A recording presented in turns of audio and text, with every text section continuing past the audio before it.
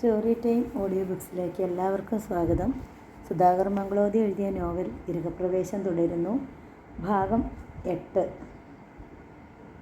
മോനെ ഇപ്പോൾ അമ്പലത്തിൽ കൊണ്ടുപോവേണ്ട, നല്ല നേരം നോക്കി ചോറ് കൂട്ടിയിട്ട് മതി. വിനയൻ കോപം കൊണ്ട് വിറച്ചു അടക്കി. എങ്കിലും ഏട്ടനും ഏട്ടത്തിയമ്മയും വരൂ, അവൻ വിളിച്ചു. മുറ്റത്ത് ടാക്സി കാത്തു കിടന്നിരുന്നു. യാത്രയിൽ കുട്ടേട്ടൻ്റെയും മീനുവേട്ടത്തിയുടെയും കണ്ണുകൾ വഴികളിൽ ആൾത്തിരക്കിൽ ആരെയോ തിരിക്കുന്നുണ്ടായിരുന്നു. എവിടെയെങ്കിലും തങ്ങളുടെ അനുക്കുട്ടൻ, എവിടെയെങ്കിലും ആ മുഖം, ആ നിഴൽ കാണാനുണ്ടോ? എങ്ങനെയാണിനി അവനെ ഒന്ന് കണ്ടെത്തുക? എവിടെ വെച്ച്? അമ്പലത്തിൽ, ദൈവസന്നിധിയിൽ അവർക്കിരുവർക്കും പ്രാർത്ഥിക്കാൻ ആ ഒരു ആവശ്യമേ ഉണ്ടായിരുന്നുള്ളൂ, ഞങ്ങളുടെ അനുക്കുട്ടനെ. ക്ഷേത്രത്തിൽ നിന്നും തിരിച്ചെത്തിയപ്പോഴേക്കും ദേവ ഭക്ഷണം കഴിച്ച് കിടക്കറയിൽ കയറി വാതിൽ അടച്ചു കഴിഞ്ഞിരുന്നു. വിനയനത് താങ്ങാൻ കഴിഞ്ഞില്ല. അവൻ വാതിലിൽ ആഞ്ഞു തള്ളി. വാതിലകത്തുനിന്ന് ലോക്ക് ചെയ്തിരുന്നു. അതവനെ ഭ്രാന്ത് പിടിപ്പിച്ചു. അവൻ വാതിലിൽ ആഞ്ഞാഞ്ഞിടിച്ചു. കാലുയർത്തി ആഞ്ഞു തൊഴിച്ചു. രേവ വാതിൽ തുറന്നു. അവളുടെ കണ്ണിൽ കനലുകൾ. എന്താ ഇത്? വാതിൽ തല്ലി തകർക്കുന്നോ? നിനക്കെന്ത് പറ്റി? സന്ധ്യയ്ക്ക് അകത്ത് കടന്ന് വാതിലടയ്ക്കാൻ? എനിക്ക് ഉറക്കം വന്നിരുന്നു. അതിനാണോ വാതിൽ ലോക്ക് ചെയ്തത്? വാതിൽ ലോക്ക് ചെയ്തെങ്കിലെന്താ? വിനുവിന് സന്തോഷമായി ഏട്ടൻ്റെ ഏട്ടത്തിയമ്മയുടെയും മുറിയിൽ പോയി കിടക്കാമായിരുന്നില്ലേ? അവരുടെ പൊന്നു മോനല്ലേ രേവേ, അവൻ അലറി. എല്ലാം കേട്ട് ജീവച്ഛവങ്ങളായി കുട്ടേട്ടനും മീനുവേട്ടത്തിയും നിന്നു. ഏട്ടനും ഏട്ടത്തിയുമല്ലേ വിനുവിൻ്റെ എല്ലാം? ഭാര്യ ആരുമല്ലല്ലോ. അല്ല, നീ എൻ്റെ ആരുമല്ല. എനിക്കെല്ലാം എൻ്റെ ഏട്ടനും ഏട്ടത്തിയമ്മയുമാണ്. ഉള്ളതെല്ലാം വിറ്റുമുടിച്ച് എൻ്റെ ഒപ്പം ഇറങ്ങിപ്പോന്ന അവരെ നിനക്ക് വേണ്ടി കൈയടിയാൻ ഞാൻ തയ്യാറല്ലടി. വിറ്റുമുടിച്ച് കൂടെ പോന്നുവെങ്കിൽ അത് സ്നേഹം കൊണ്ടല്ല. രേവയും വിട്ടില്ല. മറ്റാരും തുണയും ആശ്രയവും ഇല്ലാത്തത് കൊണ്ട്. സ്വന്തം ഒരു കുട്ടിയുണ്ടായിരുന്നെങ്കിൽ ഇവർ വിനുവിൻ്റെ ഒപ്പം പോരില്ലായിരുന്നു എന്ന് എനിക്ക് തീർച്ചയുണ്ട്. എന്നാൽ എന്നെ നോക്ക്. വിനുവിനേക്കാൾ യോഗ്യന്മാരായവരുടെ വിവാഹാലോചനകൾ തട്ടിയെറിഞ്ഞ് അച്ഛനും അമ്മയെ ഉപേക്ഷിച്ച് എൻ്റെ ഷെയർ പോലും നഷ്ടപ്പെടുത്തി കൂടെ വന്നവളാണ് ഞാൻ. ആ പരിഗണന എനിക്ക് തരുന്നില്ലല്ലോ. അച്ഛനും അമ്മയും ഷെയറും ഉപേക്ഷിച്ച് എൻ്റെ ഒപ്പം പോരാൻ ഞാൻ നിൻ്റെ കാല് പിടിച്ചില്ല. നീ കടന്നു വന്നതോടെ എൻ്റെ കുടുംബം തകർന്നു. കൂടപ്പുറപ്പുകൾ തെറ്റിപ്പിരിഞ്ഞു. എൻ്റെ അനുക്കുട്ടൻ. വിനയൻ്റെ തൊണ്ടയിടറി. നീ ഒരുത്തി കാരണമാണ്ടി. ഗദ്ഗതം അവൻ വാക്കുകളെ തടഞ്ഞു. നോക്കൂ വിനു, ഞാൻ വിനുവിൻ്റെ അടിമയല്ല. ലോ ക്ലാസ് സ്റ്റൈലിൽ എന്നെ എടീ പൊടി എന്നൊക്കെ വിളിക്കാൻ. ഭാര്യയെ ബഹുമാനിക്കാൻ ആദ്യം പഠിക്ക്. ബഹുമാനിക്കാൻ ഭാര്യ ആരാണ്? മേലുദ്യോഗസ്ഥയോ ഗുരുനാഥയോ അതോ അമ്മയോ? ഇണയെന്നാൽ എന്താണെന്ന് നിനക്കറിയില്ല. ഇണകൾക്കിടയിൽ ഉപചാരങ്ങളില്ല, ബഹുമാനമില്ല. സ്നേഹമാണ് ദാമ്പത്യത്തിൻ്റെ അടിത്തറ. സ്നേഹം. രേവയുടെ ചുണ്ടുകൾ പുച്ഛത്തിൽ കോടി. വിനുവിന് എന്നെങ്കിലും എന്നെ സ്നേഹിക്കാൻ കഴിഞ്ഞിട്ടുണ്ടോ? ഇനി കഴിയുമോ? ഈ നശിച്ച ഏട്ടനും ഏട്ടത്തിനെയും അതിനനുവദിക്കുമോ? രേവേ! വിനയൻ്റെ സ്വരത്തിൽ വീണ്ടും ഭ്രാന്തിൻ്റെ വന്യത ഇരമ്പി. പക്ഷേ അവൾക്ക് കൂസലുണ്ടായില്ല. എന്തിനാ അലറണേ? സ്വയം മനസ്സിലാക്കാൻ കഴിയാത്തവരോട് തുറന്നു പറഞ്ഞു തന്നേ മതിയാവൂ. വിവാഹം കഴിഞ്ഞാലെങ്കിലും ഇവർക്ക് അനിയനെ തനിയെ വിട്ടൂടെ? ഭാര്യ ഭർത്താക്കന്മാർക്ക് അല്പം സ്വകാര്യത അനുവദിച്ചു കൊടുക്കാനുള്ള മര്യാദയില്ലാത്തവർ. അനിയൻ നഷ്ടപ്പെടുമെന്ന ഭയമാണെങ്കിൽ വിവാഹിതനാവാൻ സമ്മതിക്കരുതായിരുന്നു. ഒരു വായിൽ 100 കാര്യങ്ങൾ. കണ്ണുകളിൽ പകയുടെ സർപ്പങ്ങൾ. കുട്ടേട്ടനോ മീനുവേട്ടത്തിക്കോ ശബ്ദിക്കാൻ കഴിഞ്ഞില്ല. എൻ്റെ വീട്ടിൽ നിന്ന് ആരും ഇവിടേക്ക് വരാറില്ലല്ലോ. ഒരു ശല്യത്തിന് അവരില്ല. അവർക്ക് മര്യാദ അറിയാം. വിളിച്ചു വരുത്തിക്കൂടെ? എങ്ങനെ വരും? ദേശക്കാരെ വിളിച്ചു കൂട്ടി എൻ്റെ അച്ഛനെ അന്ന് അവമാനിച്ചയച്ചില്ലേ? അച്ഛൻ വരണമെങ്കിൽ അവരിവിടെ നിന്ന് പോണം. എടീ! അടിക്കാനായി വിനയൻ ചീറിയെടുത്തു. ഞൊടിയിടയിലാണ് കുട്ടേട്ടനെ കയ്യിൽ കടന്നു പിടിച്ചത്. തെരുവ് തമ്മാടിയെപ്പോലെ ഭാര്യയുടെ നേർക്ക് കൈ വാങ്ങാൻ നാണമില്ലേ കുട്ടി നിനക്ക്? ആ തൊണ്ടയിടറി. ആ കുട്ടി പറഞ്ഞ കാര്യങ്ങളിൽ അല്പം സത്യമില്ലേന്ന് നീ ആലോചിച്ച് നോക്ക്. ദമ്പതികൾക്ക് സ്വകാര്യത അനുവദിക്കാത്തവരാണ് പാപികൾ. അതുകൊണ്ട് നീ സമ്മതിച്ചാൽ മതി, ഞങ്ങൾ ഇവിടുന്ന് പോയിക്കൊള്ളാം. ഒരു പൊട്ടിക്കരച്ചിലിൽ വിനയൻ ഏട്ടൻ്റെ കാൽച്ചൂട്ടിലേക്ക് ഊർന്നു വീണു. ഏട്ടനല്ല പോവേണ്ടത്, ഞാനാണ്. ഇത് ഏട്ടൻ്റെ വീടാണ്. എന്നെയാണ് ഇവിടെ നിന്ന് അടിച്ചിറക്കേണ്ടത്. നന്ദി കേട്ട ഈ അനിയനെ ഏട്ടൻ്റെ വീട്ടിൽ നിന്ന് അടിച്ചിറക്കൂ ഏട്ടാ. അവനെ കാലിൽ കെട്ടിപ്പിടിച്ച് ഉറക്കെ ഏങ്ങലടിച്ചു. നെറ്റിപ്പട്ടം കെട്ടിയ ചന്ദ്രശേഖരൻ ആന. അന്നവൻ ദേശത്തെ കുട്ടികളുടെ മുഴുവൻ കൗതുകമായിരുന്നു. കുട്ടികളുടെ ചങ്ങാതിയായിരുന്നു.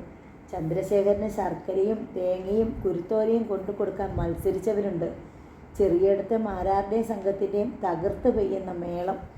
എഴുന്നള്ളത്തിന് മുന്നിൽ താലമേന്തിയ പെണ്ണുങ്ങൾ. അവർക്കിടയിൽ ഒരു മുഖം. ചെറിയ നെറ്റിയുള്ള വട്ടമുഖം. നെറ്റിയിൽ അരിച്ചാന്തിൻ്റെ ചെറിയ പൊട്ട്. കണങ്കാല് കവിയ നീണ്ട സമൃദ്ധമായ തുമ്പ് കെട്ടിയ തുളസിയും മുക്കുറ്റിയും ചൂടിയ മുടി, പുളിയിലക്കര നേരിയതിൽ ഗ്രാമത്തിൻ്റെ മുഴുവൻ അഴകും ഐശ്വര്യവും. താലമെടുത്ത് നിൽക്കുന്ന ആ ഗ്രാമദേവത മീനുവേട്ടത്തിയായിരുന്നു. സ്ത്രീ സൗന്ദര്യത്തെക്കുറിച്ചുള്ള ആദ്യ സങ്കല്പം അവരിലാണ് രൂപം കൊള്ളുന്നത്. ആ മീനുവേട്ടത്തി ഇന്നെവിടെ? കവളിലെ പ്രഭ മങ്ങി കൺതടങ്ങളിലെ നിഴൽ ചേക്കേറി ആകെ പരവശയായി. അതിലും പരവശനായിരിക്കുന്നു കുട്ടേട്ടൻ. വളരെ പെട്ടെന്ന് സംഭവിച്ച മാറ്റമായിരുന്നു എല്ലാം താൻ കാരണം. വിനയന് സ്വയം ശിക്ഷിക്കാൻ ആഗ്രഹമുണ്ടായി. കടമകൾ നിർവഹിക്കാൻ കഴിഞ്ഞില്ല. കഷ്ടപ്പെടുത്താനും കഠിനമായ ആത്മവേദനകൾ നൽകാനുമേ ആയുള്ളൂ. രേവ എന്ന പെണ്ണിനെ ഭയന്നോ താൻ തൻ്റെ കടമകൾ മറന്നത്? ഭാര്യ എന്നാൽ എന്താണ്? അവൻ ആ പദത്തിൻ്റെ ശരിയായ നിർവചനം പിടികിട്ടാതായി. സ്വപ്നങ്ങൾ എത്ര ചേതോഹരങ്ങളായിരുന്നു! സത്യമോ? അഭിമാനിയായ കുട്ടേട്ടൻ തനിക്ക് വേണ്ടി പലവട്ടം തീവ്രമായ അപമാനങ്ങൾ വാങ്ങി. എല്ലാം വ്യക്തമായി ഓർക്കുന്നു. തൻ്റെ കൺമുന്നിൽ കാതിൻചോട്ടിൽ വെച്ചാണ് രേവ അവരെ ക്രൂരമായി ഭർഷിച്ചത്. എന്താണ് താൻ ചെയ്യേണ്ടത്? ഭാര്യയോടുള്ള കടമ നിർവഹിക്കാൻ ഏട്ടത്തെയും ഉപേക്ഷിക്കണമോ? അതോ? ജീവിതത്തിലെ ഏറ്റവും തീക്ഷ്ണമായ ധർമ്മസങ്കടത്തിലായിരുന്നു വിനയൻ. രേവയും അതേ സങ്കടം അനുഭവിച്ചിരുന്നു. മനഃപൂർവ്വമല്ല വിനുവിൻ്റെ ഏട്ടത്തെയും വിരോധിക്കുന്നത്. താൻ അറിയാതെ അത് സംഭവിച്ചു പോവുകയാണ്. അരുതെന്ന് വളരെ അപൂർവമായെങ്കിലും മനസാക്ഷി ഉപദേശിക്കാറുണ്ട്. പക്ഷെ സ്വന്തം പ്രതീക്ഷകൾക്കും സ്വപ്നങ്ങൾക്കും സങ്കല്പങ്ങൾക്കും തടസ്സമായി വരുന്നവരെ സ്നേഹിക്കാനും അംഗീകരിക്കാനും ആർക്കാണ് സാധിക്കുക? ഈ ഏട്ടനും ഏട്ടത്തിയും ഒന്നിച്ചുള്ളിടത്തോളം ഭർത്താവിനെ മാത്രമല്ല സ്വന്തം കുഞ്ഞിനെ പോലും തനിക്ക് നഷ്ടമാവുമോ എന്നവൾ ഭയന്നു. മോന് വലിയച്ഛനും വലിയമ്മയും മതി. കൊഞ്ചുന്ന നാവ് കൊണ്ട് അവൻ ആദ്യം ഉച്ചരിച്ചത് വലിയച്ഛാന്നായിരുന്നു അത്രേ. അവ്യക്തമായൊരു ശബ്ദത്തെ ആ വിധം തിരുത്തിയെടുത്തത് വിനുവായിരുന്നു. എന്തൊരു കിറുക്ക്! തൻ്റെ ഗർഭപാത്രത്തിൽ പിറന്ന കുഞ്ഞിനും താൻ വെറുക്കുന്നവരോടാണ് സ്ഥായി. വിനു പറയും അതാണ് രക്തത്തിൻ്റെ മഹത്വം. പുച്ഛമാണ് തോന്നുക. വിനു പുരുഷനല്ല, മനുഷ്യനുമല്ല. സ്വയം മറന്ന സ്വന്തം ഇണയെപ്പോലും മറന്ന് ഏട്ടൻ്റെ പിന്നാലെ പോകുന്ന ഭ്രാന്തൻ. രാമായണത്തിലെ ലക്ഷ്മണനെയാണോ ഓർമ്മ വരിക? ഊർമിളയെ മറന്ന ലക്ഷ്മണൻ, അന്യവ്യക്തിത്വത്തിൻ്റെ ഉടമ. ഏട്ടനോടുള്ള സ്നേഹം സാക്ഷാത്കരിക്കാൻ മോന് ഏട്ടൻ്റെ പേര് പോലും നൽകി. അച്ഛൻ്റെ പേരായ ഉണ്ണി എന്ന് മോനെ വിളിക്കാനാണ് ആഗ്രഹിച്ചിരുന്നത്. നടപ്പിലായത് വിനുവിൻ്റെ ഇഷ്ടമാണ്. എവിടെയും സ്ത്രീക്കാണല്ലോ തോൽവി. ഭാര്യയുടെ താല്പര്യങ്ങൾ സംരക്ഷിക്കാൻ ത്യാഗങ്ങൾ സഹിക്കുന്ന ഭർത്താക്കന്മാരെ അറിയാം.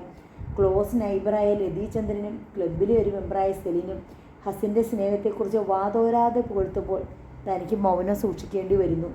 തനിക്ക് ദൗർഭാഗ്യത്തിൻ്റെ കുറിയാണ് വീണതെന്ന് എങ്ങനെ പുറത്തു പറയും? വീണ് കിട്ടിയതല്ല, സ്വയം തിരഞ്ഞെടുത്തതാണ്. ആരെയെങ്കിലും കുറ്റപ്പെടുത്താനാവുമോ? അച്ഛനെയും അമ്മയെയും ഷെയറുമെല്ലാം ഉപേക്ഷിച്ച് എൻ്റെ ഒപ്പം പോരാൻ ഞാൻ നിൻ്റെ കാല് പിടിച്ചില്ല എന്ന് വിനു പറഞ്ഞപ്പോൾ നെഞ്ചു പൊടിഞ്ഞു പോയിരുന്നു. നഷ്ടപ്പെടുത്തിയതിലല്ല സങ്കടം. ആർക്കു വേണ്ടി നഷ്ടപ്പെടുത്തിയോ അയാൾ അത് മനസ്സിലാക്കുകയും അംഗീകരിക്കുകയും ചെയ്യാതെ പോയ ദുരവസ്ഥയിലാണ്. വിനു തനിക്ക് നഷ്ടപ്പെട്ടുകൊണ്ടിരിക്കുന്നു. ഏട്ടനിലേക്കും ഏട്ടത്തിയിലേക്കും മടങ്ങിപ്പോവുകയാണ്.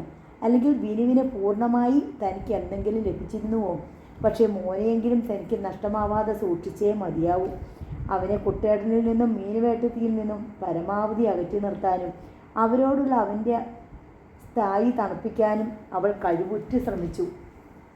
എന്നാൽ മോനു വേണ്ടി ആയാൽ പോലും നഗരത്തിൻ്റെ പൊങ്ങച്ചങ്ങളിൽ നിന്ന് ഒഴിഞ്ഞു നിൽക്കാൻ അവൾക്ക് കഴിഞ്ഞില്ല. മുടങ്ങാതെ ക്ലബ്ബിൽ പോയി. പ്രൊഫസറുടെ മകൾ ഇന്ദുവിനോടൊപ്പം അവളുടെ കാറിലാണ് യാത്ര ചെയ്യുക. ഫ്രീ ലിഫ്റ്റ് അവൾക്ക് കലശലായ അപകർഷം ഉണ്ടാക്കി. സ്വന്തം ഒരു വാഹനമില്ലാത്ത ദുഃഖം ഏറ്റവും അധികമായി അനുഭവിച്ച ദിവസങ്ങൾ. സ്വന്തം കാറിൽ സ്വയം ഓടിച്ച് കോളേജിൽ പോയിരുന്ന നാളുകളുടെ ഓർമ്മ അവളിൽ തീവ്രമായ നഷ്ടബോധമുണർത്തി. ആ രേവ മറ്റൊരു പെൺകുട്ടിയായിരുന്നുവോ? തന്നെ ഒരു പുനർജന്മത്തിലേക്ക് പിടിച്ചുകൊണ്ട് വന്നത് വിനുവാണ്. അന്ധയായി പിമ്പേ പോരുകയായിരുന്നു. ആ നന്ദി പോലും വിനുവിൻ്റെ മനസ്സിലില്ല. ക്ലബിലെ അംഗങ്ങൾക്കിടയിൽ തനിക്കുള്ള ഏക മേൽവിലാസം നന്ദനത്തെ തെയ്യുണ്ണിമേനോൻ്റെ മോൾ എന്നതാണ്. വിനയനെ ആരും അറിയില്ല. ഒരിക്കൽ ലതീചന്ദ്രൻ ചോദിച്ചു, എന്താ രേവേ തൻ്റെ വിനയൻ ഇങ്ങനെ? ഒരു മനുഷ്യപ്പറ്റില്ലാത്ത ടൈപ്പ്. ഒന്ന് പരിചയപ്പെടാൻ ചന്ദ്രേട്ടൻ പല കുറി ശ്രമിച്ചതാണ്. ഒരു കോൺട്രാക്ടറും എഞ്ചിനീയറും തമ്മിൽ മിണ്ടിപ്പോയാൽ ഐഡിയൽസ് പൊട്ടി തകരുമോ? രേവ ലജ്ജിച്ച് മുഖം താഴ്ത്തി. മിസ്റ്റർ ചന്ദ്രനുമായി ഒന്ന് പരിചയപ്പെടുന്നതിനെപ്പറ്റി വിനുവിനോട് പലവട്ടം സൂചിപ്പിച്ചതാണ്. ആവശ്യമില്ലാത്തവരോടൊന്നും ചെങ്ങാത്തം കൂടാൻ ഞാനില്ല. പോരെങ്കിൽ നമ്മുടെ നിലയ്ക്ക് ചേരാത്തവർ പണത്തിൻ്റെ തണ്ട് കാണിക്കും. വണങ്ങി നിൽക്കാനൊന്നും എന്നെക്കൊണ്ടാവില്ല. അത് അപകടവുമാണ്. മിസ്റ്റർ ചന്ദ്രൻ ഇങ്ങോട്ട് താല്പര്യം കാട്ടിയിട്ടാണ്. ഞാനെന്താ വല്ല സിനിമാ താരവുമാണോ അത്ര താല്പര്യം കാട്ടാൻ? വെറുതെ ഫ്രണ്ട്ഷിപ്പിന് വേണ്ടിയാവും.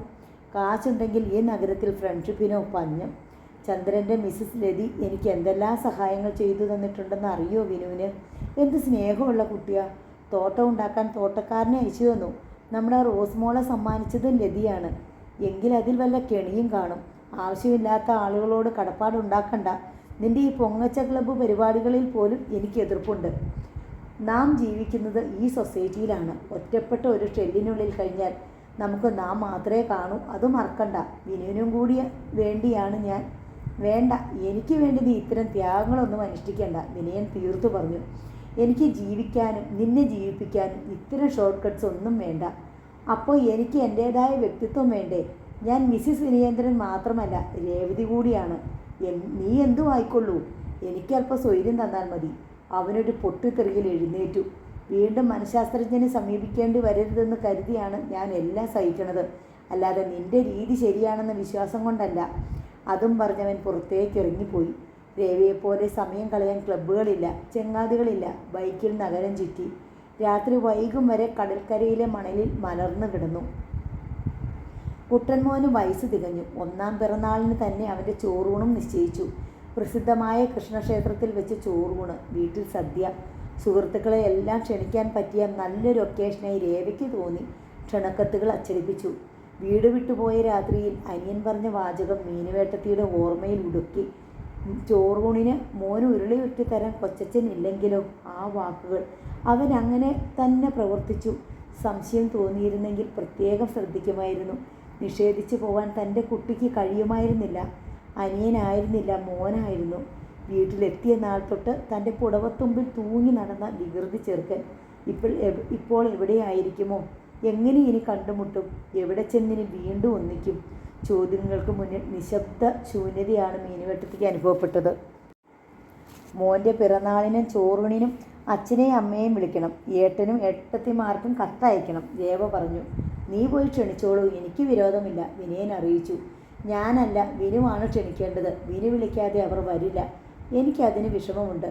വിനു ഒരു കാര്യം ഓർക്കണം. ഭാര്യയുടെ കുടുംബത്തെ വെറുക്കുന്ന ഭർത്താവ് സ്വന്തം കുടുംബത്തെ സ്നേഹിക്കാൻ ഭാര്യയോട് ആവശ്യപ്പെടരുത്. വിനയൻ അവളെ അർത്ഥഗർഭമായി നോക്കി മെല്ലെ ചിരിച്ചു. ഇത് ഞാൻ പറയേണ്ട വാചകമാണ്.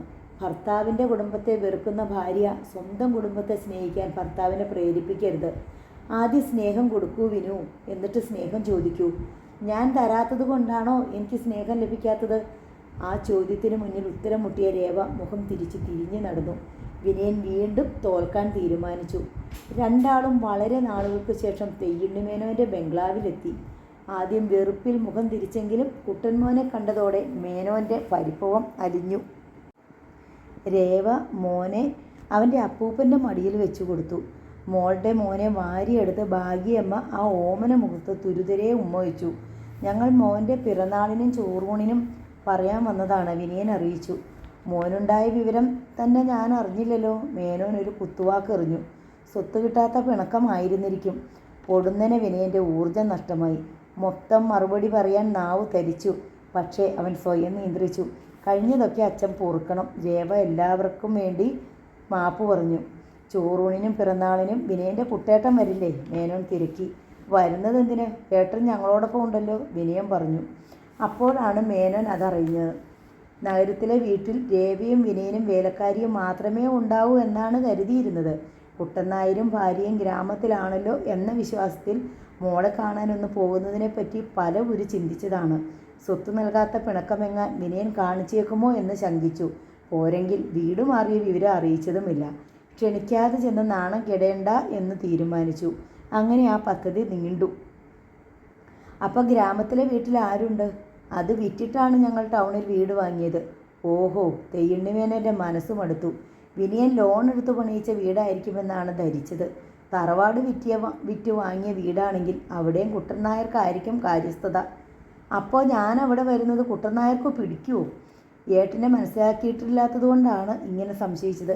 ഏയ്, ഞാൻ അയാളെ ശരിക്കും മനസ്സിലാക്കിയിട്ടുണ്ട്. തെയ്യുണ്ണിമേനൻ ക്രൂരമായി ചിരിച്ചു. മൺകൊള്ള തടയുക എന്ന പ്ലക്കാർഡ് മേന്തി എൻ്റെ മുന്നിൽ നിന്ന് ആ മനുഷ്യൻ ഉറഞ്ഞു തുള്ളിയത് ഞാൻ നല്ലോണം ഓർക്കുന്നു. ആ ഓർമ്മയിലാവണം മേനോൻ്റെ രോഷം ആളിക്കത്തി.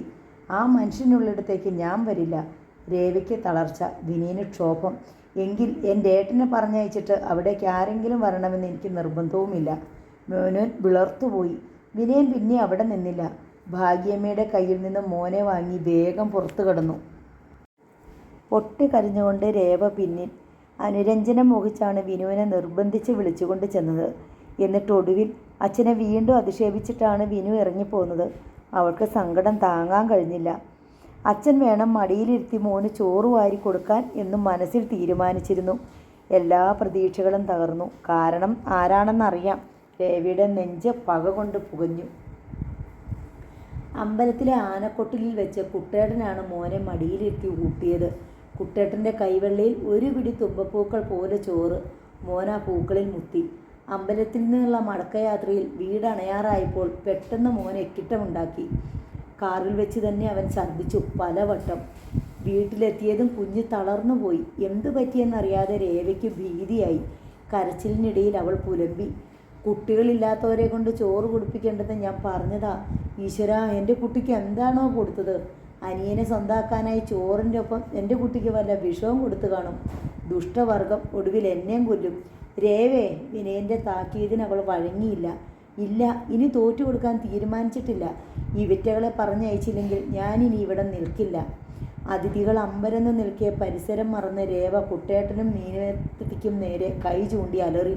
ഇനി മേലാൻ എൻ്റെ കുട്ടിയെ തൊട്ടുപോകരുത്. വിനയൻ്റെ ക്ഷമ തകർന്നു. ഇഡിയറ്റ്! ഇത്തവണ അവൻ്റെ കൈ രേവയുടെ കവിളിൽ ആഞ്ഞു പതിച്ചു. ജീവിതത്തിൽ ആദ്യമായിരുന്നു അത്. ഒരിക്കലും പ്രതീക്ഷിക്കാത്തത്. രേവ മരവിച്ചുപോയി. അതിനിടയിൽ പിറന്നാളിനെത്തിയ സുഹൃത്തുക്കളിൽ ഒരു ഡോക്ടർ മോനെ പരിശോധിച്ചു. സാരമില്ല, മോൻ ആദ്യമല്ലേ ചോറ് കഴിക്കുന്നത്. കഴിച്ച് ശീലിച്ചിട്ടില്ലാത്ത ആഹാരം ഉള്ളിലെത്തിയതിൻ്റെ അസുഖമാണ്. പിന്നെ കാറിലിരുന്ന് ഇത്ര ദൂരം യാത്ര ചെയ്തില്ലേ, ഉടൻ ശരിയായിക്കൊള്ളും. പിന്നീട് പിറന്നാൾ സദ്യയ്ക്ക് ക്ഷണിക്കപ്പെട്ട അതിഥികളുടെ മുന്നിൽ പോലും രേവ പ്രത്യക്ഷപ്പെട്ടില്ല. വിനയൻ ഒറ്റയ്ക്കാണ് അതിഥികളെ സ്വീകരിച്ചതും സൽക്കരിച്ചതും. രാത്രിയിൽ മോനോടൊപ്പം അതിഥി മുറിയിലാണ് വിനയൻ ഉറങ്ങിയത്. രേവ ഒറ്റയ്ക്ക് ബെഡ്റൂമിലും. മരണമുഖമായ രാത്രി. അടുത്ത പ്രഭാതത്തിൽ സ്റ്റോർ റൂമിനോട് ചേർന്നുള്ള കൊച്ചുമുറിയിൽ കുട്ടേട്ടനോ മീനുവേട്ടത്തിയോ ഉണ്ടായിരുന്നില്ല. പകരം ആ കട്ടിലിൽ ഒരു കടലാസ് തുണ്ട്. പ്രിയപ്പെട്ട വിനുക്കുട്ടനും രേവമോൾക്കും കുട്ടേട്ടനും മീനുവേട്ടത്തിയും പോകുന്നു. അന്വേഷിക്കണ്ട, ഇനി തിരിച്ചു വരില്ല. സ്നേഹക്കൂടുതൽ കൊണ്ടായാലും അനിയന്മാരെ കൊത്തിപ്പിരിക്കാതിരുന്ന തെറ്റ് ഞങ്ങൾക്ക് ബോധ്യമായി. ഭാര്യാഭർത്താക്കന്മാർക്ക് സ്വകാര്യത അനുഭവിക്കാതിരുന്ന തെറ്റും. പലപ്പോഴായി രേവമോൾ പറഞ്ഞവയെല്ലാം ശരിയാണ്.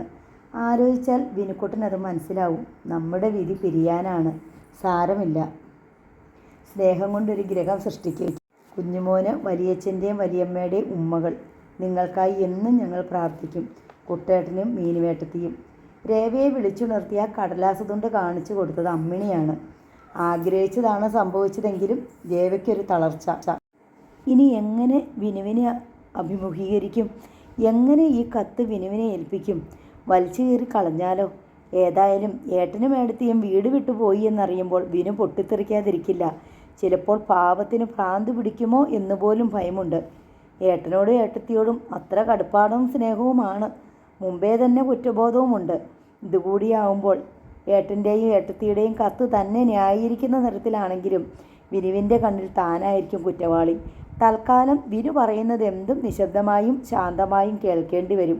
തച്ചു കൊന്നാലും അനുഭവിക്കുക തന്നെ.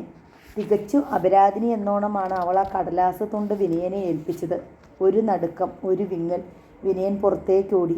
ബൈക്ക് സ്റ്റാർട്ടാക്കി നേരെ പാഞ്ഞു പോലീസ് സ്റ്റേഷനിലേക്ക്. പിന്നെ പത്രം ഓഫീസിലേക്ക്. അന്വേഷണം, കാത്തിരിപ്പ്. അവൻ ജോലിക്ക് പോയില്ല. വണ്ടിയുമായി നഗരം മുഴുവൻ കറങ്ങി. പോലീസ് അന്വേഷണത്തിനോ പത്ര അറിയിപ്പിനോ കുട്ടേട്ടനെയും മീനുവേട്ടത്തെയും തിരിച്ചു കൊണ്ടുവരാൻ കഴിഞ്ഞില്ല. എവിടെയോ ഒളിച്ചു കളഞ്ഞു. അതോ വല്ല അവിവേകവും?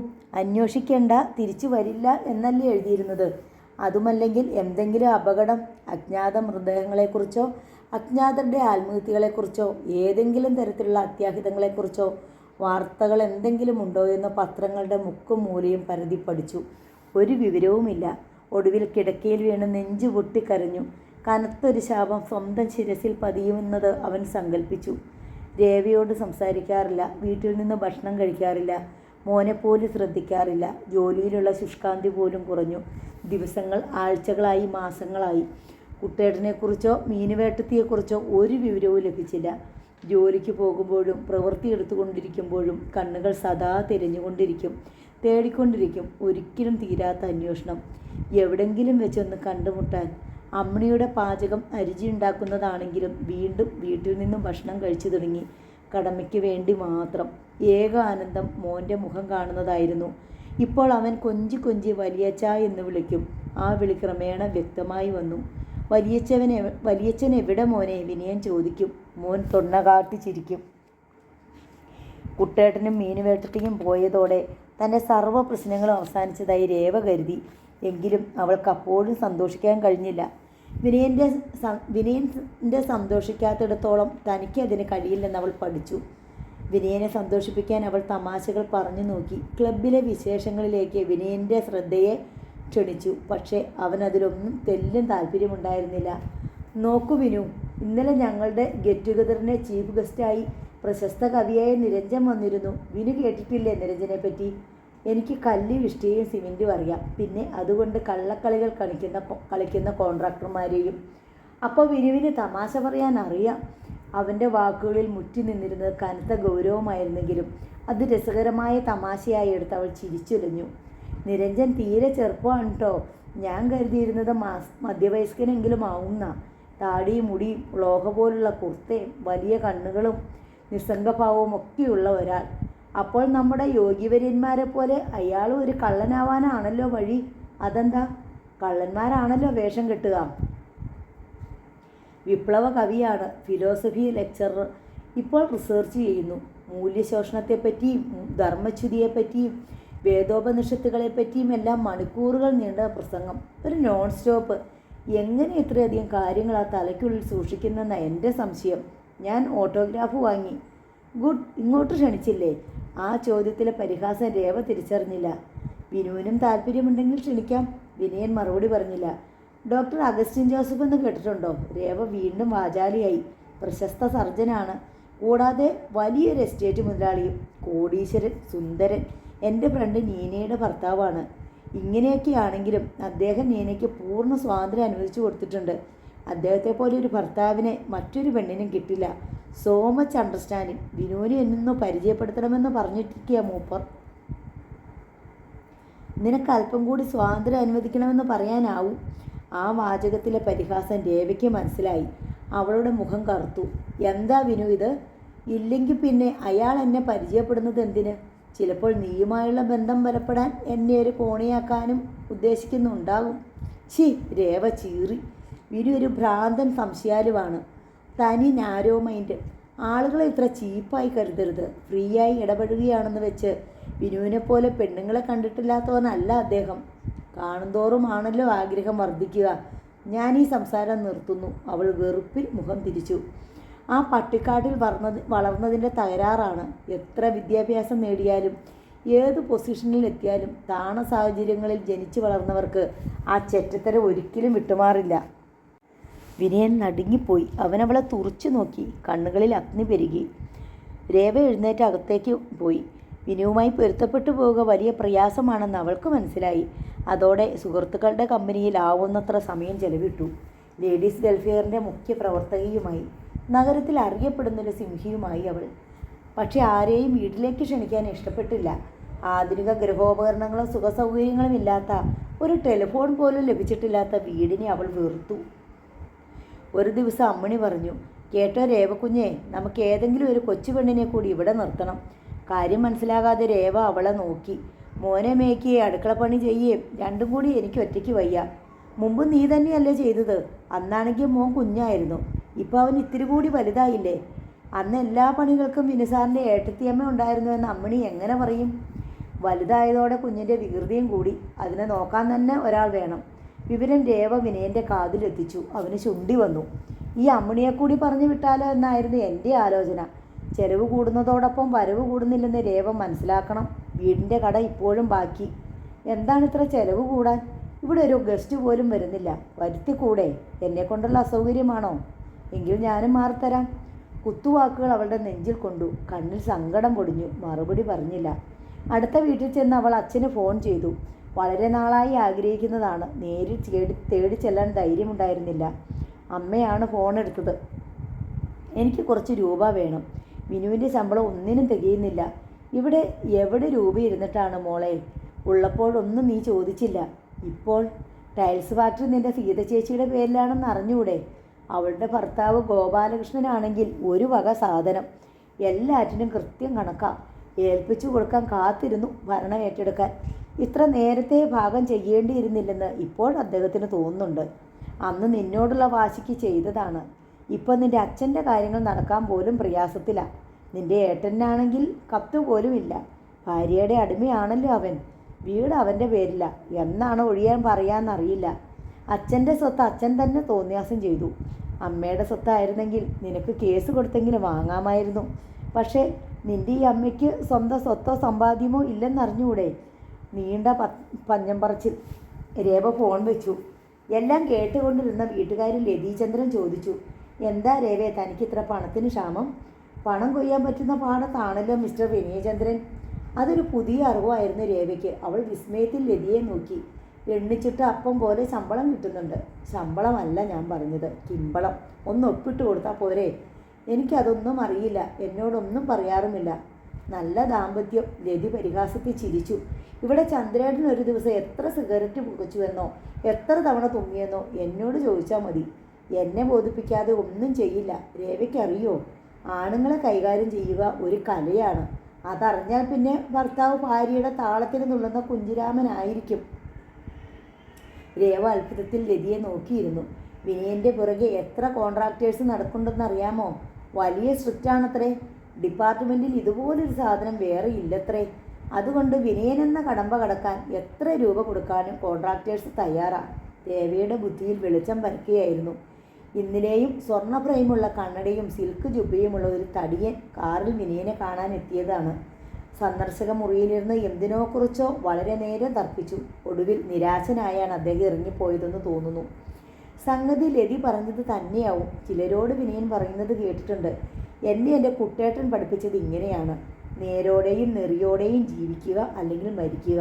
അപ്പോൾ കുട്ടേട്ടൻ്റെ ആദർശത്തിൽ പിടിച്ചു നിന്നാണ് വിനു അവസരങ്ങൾ ചവിട്ടിയെറിയുന്നത്. വീട് വിട്ടു പോയിട്ടും കുട്ടേട്ടൻ്റെ സ്വാധീനം വിനുവിനെ മോചിപ്പിച്ചിട്ടില്ല. ഒരിക്കൽ വിനു ഒരു കോൺട്രാക്ടറെ സമാധാനിപ്പിക്കുന്നു. കറപ്റ്റഡ് അല്ലെങ്കിൽ നിങ്ങളെന്തിന് എന്നെ പയക്കണം? നിങ്ങൾ ധൈര്യമായി പോയിക്കൊള്ളൂ. അപ്പോൾ വിനുവിനെ പയക്കുന്ന പണച്ചാക്കുകൾ ഉണ്ടെന്ന് അവൾക്കും ബോധ്യമായി. അനുകൂലമായി വിനു ഒന്ന് ഒപ്പിട്ടാൽ മതി തങ്ങൾക്ക് രക്ഷപ്പെടാൻ. ഇല്ല, ഇനി അച്ഛൻ്റെ കാല് പിടിക്കേണ്ട ആവശ്യമില്ല. അവളുടെ ബുദ്ധിയിൽ വിഷസർപ്പങ്ങൾ പണം വിടർത്തി. സമ്പത്തിൻ്റെ മധ്യയാണ് പിറന്നത് വളർന്നതും. എന്നിട്ടും അതൊരിക്കലും ചെടിപ്പിച്ചിട്ടില്ല. സമ്പന്നമായ ജീവിതമാണ് എന്നും സ്വപ്നം കണ്ടിരുന്നത്.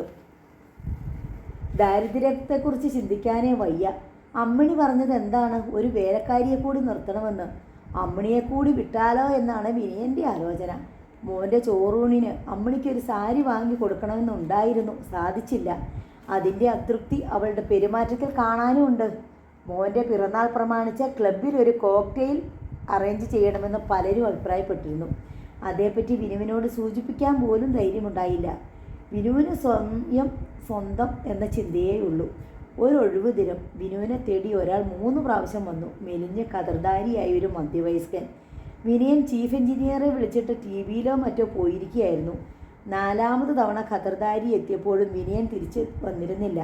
കാർ പോർച്ചിലിട്ട് അയാൾ വാതിൽക്കലെത്തി. ഇന്നിന് ഞാൻ വരില്ല. തൃശ്ശൂരിൽ നിന്ന് ചെറിയാൻ വന്നിരുന്നുവെന്ന് പറഞ്ഞാൽ മതി. ചെറിയാൻ രേവ അയാളെ അത്ഭുതത്തിൽ നോക്കി. ചെറിയാൻ എന്ന ഡബിൾ ചെറിയാനെ പറ്റി ക്ലബിൽ പലപ്പോഴും ചർച്ചയുണ്ടായിട്ടുണ്ട്. കോൺട്രാക്ടർ രാജാവ്. ഇരിക്കൂ. രേവ ക്ഷണിച്ചു പോയി. ഇരിക്കണില്ല. കുട്ടി അദ്ദേഹത്തോട് പറഞ്ഞാൽ മതി. പറയാം, പക്ഷെ 5 മിനിറ്റ് വെയിറ്റ് ചെയ്തൂടെ? ചിലപ്പോൾ അദ്ദേഹം വന്നാലോ? ഡബിൾ ചെറിയാൻ ഇരുന്നു. നന്ദനത്തെ തെയ്യുണ്ണി മേനോൻ്റെ മോളാണെന്നറിയാം. രേവ പുഞ്ചിരിച്ചു. മേനോനാദ്യവും ഞാനും പഴയ സുഹൃത്തുക്കളാണ്. രേവയ്ക്ക് അത്ഭുതം തോന്നിയില്ല. പണക്കാർ എവിടുത്തുകാരായാലും അന്യോന്യം അറിയാതിരിക്കില്ല, കേൾക്കുകയെങ്കിലും ചെയ്യാതിരിക്കില്ല. സാധാരണ ആരെയും കാണാൻ ഞാനിങ്ങനെ തേടി ചെല്ലാറില്ല. അതെല്ലാം ജോലിക്കാരാണ് ചെയ്യുക. എന്നാൽ ഇന്നിപ്പോൾ ഞാൻ തൃശ്ശൂരിൽ നിന്ന് വന്നത് ഇദ്ദേഹത്തെ കാണാനായി മാത്രമാണ്. കാരണം മൂപ്പരുടെ സ്വഭാവം എനിക്കറിയാം. അതുകൊണ്ടാണ് നേരിൽ കാണാൻ തന്നെ തീരുമാനിച്ചത്. നോട്ടുകെട്ടുകൾ അടുക്കിയ പാക്കറ്റ് വാർഡ്രോബിൽ വസ്ത്രങ്ങൾക്കിടയിൽ സൂക്ഷിച്ച് ഒളിച്ചു വെച്ചു. വിനു വാർഡ്രോബ് തുറക്കാറില്ല. വിനുവിൻ്റെ വസ്ത്രങ്ങൾ മുറിയിൽ ഹാങ്ങറുകളിലോ ബ്രാക്കറ്റുകളിലോ വലിച്ചു കൂട്ടിയിട്ടേക്കും. ഒന്നിലുമില്ല ശ്രദ്ധ, സ്വന്തം അപ്പിയറൻസിൽ പോലും.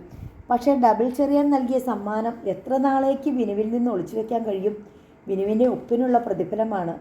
ആ ഉപ്പ് ചെറിയാൻ ഉണ്ടാക്കി കൊടുക്കുന്ന വൻ തുകയെക്കുറിച്ചും അയാൾ പറഞ്ഞു തന്നു. അതുമായി താരതമ്യപ്പെടുത്തുമ്പോൾ സമ്മാനം വളരെ തുച്ഛം. എങ്കിലും ഇന്ന് അനുഭവപ്പെടുന്ന ആവശ്യങ്ങളുടെ കണക്ക് നോക്കുമ്പോൾ ഗണ്യമായൊരു സംഖ്യ തന്നെ. അതോടെ വിനു ഒന്ന് വിചാരിച്ചാൽ തങ്ങൾക്കുണ്ടായേക്കാവുന്ന നേട്ടങ്ങളെക്കുറിച്ച് രേവ ശരിക്കും ബോധവതിയായി. ക്ലബിലെ പല മാന്യ വനിതകളും ഭർത്താക്കന്മാരും തിളങ്ങുന്നത് ഇത്തരം അനധികൃതമായ വരുമാനത്തിൻ്റെ അടിസ്ഥാനത്തിലാവണം. തൊഴിലിനെ വ്യഭിചരിക്കാൻ തയ്യാറുണ്ടെങ്കിൽ ജീവിതം വളരെ വേഗം അപലഷണീയമായി തീരും. നോവൽ തുടരും.